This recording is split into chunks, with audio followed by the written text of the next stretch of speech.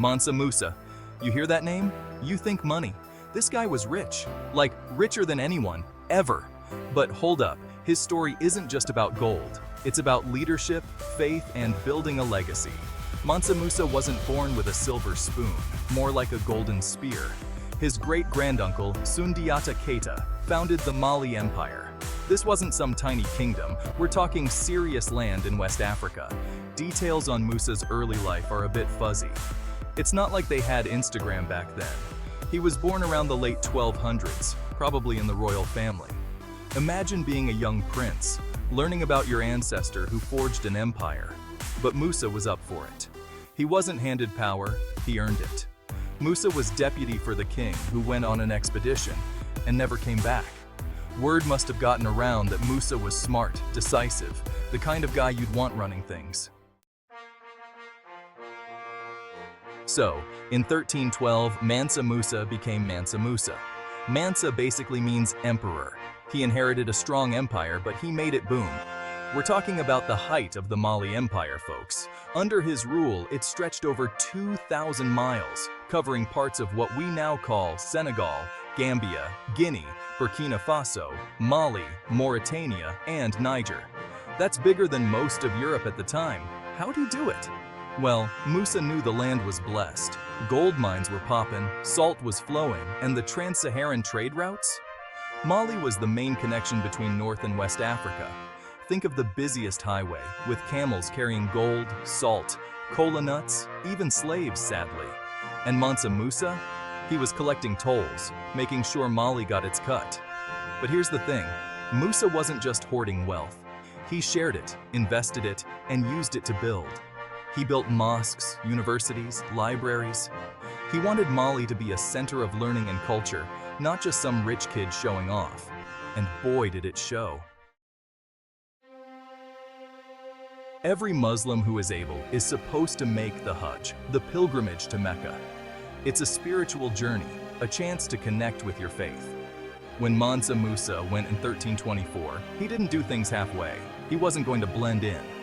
Imagine a caravan stretching for miles, 60,000 people, including soldiers, servants, and scholars, 12,000 slaves, each carrying a bar of gold, and 80 camels, each hauling gold dust. People's jaws probably hit the desert floor. This wasn't just a pilgrimage, it was a PR campaign. Musa showered everyone with gold, built mosques, and put Mali on the map.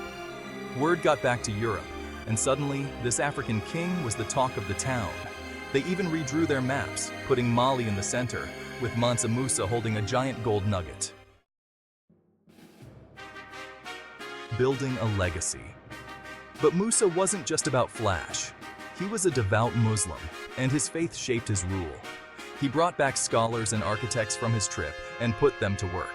He wanted Mali to be a center of Islamic learning, a place where knowledge flourished. That's how you get Timbuktu becoming a world-renowned center of learning. Think about it. In the 1300s, when most of Europe was still figuring things out, Timbuktu had a university with thousands of students, a library with more books than any other in the world at that time, and scholars coming from all over to study astronomy, mathematics, law, and of course, the Quran. That's Mansa Musa's legacy. He built mosques so grand, so beautiful, they still stand today, like the Jingareber Mosque in Timbuktu, made of mud brick and towering over the city. These weren't just buildings, they were symbols of faith, knowledge, and the power of a united Mali. Musa's Mali Center of Knowledge. Now, we gotta be real, there are parts of Mansa Musa's reign we don't know about. Records weren't as detailed back then, and most of the stories come from scholars and travelers who visited Mali. But one thing's for sure, under his rule, Mali wasn't just rich, it was powerful. And it wasn't just powerful, it was respected. See, Musa understood that true wealth wasn't just about how much gold you had, but what you did with it. He invested in his people, in their education, in their faith, and in their future. He built infrastructure, like roads and irrigation systems, that helped trade and agriculture flourish.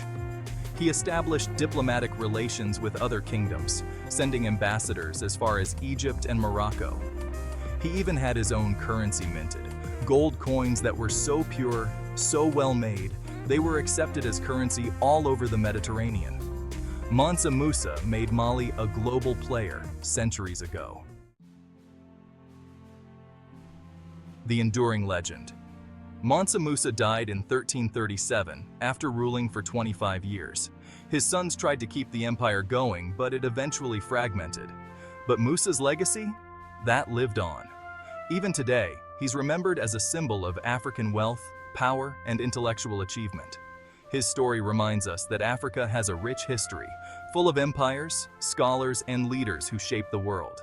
It's a history that's often overlooked, but thanks to figures like Mansa Musa, it's a history that's finally getting its due. So next time you hear someone talking about the richest people in the world, remember, there was once a king in Africa named Mansa Musa, and his wealth wasn't just measured in gold, but in the legacy he left behind.